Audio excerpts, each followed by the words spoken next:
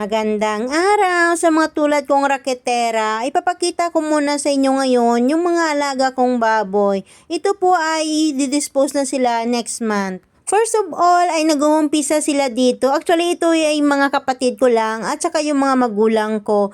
At nagtulong-tulungan lang po sila dyan para mabuo itong bakod ng aming babuyan. Ito po ay kasama pa dyan yung aking pamangking napaka-cute.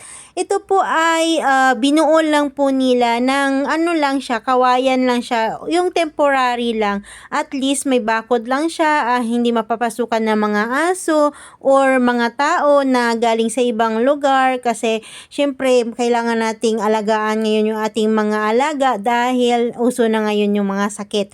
So ito ay nakapaligid dito is puro lang talaga kawayan, puro lang mga light materials na ginawa nila. So, yung itsura ng biik, nung i-dispose pa lang siya ng may-ari, bali 1.5 year old daw to. And yung mga presyo pala dito ng biik sa amin ay 6,500 to 7,500.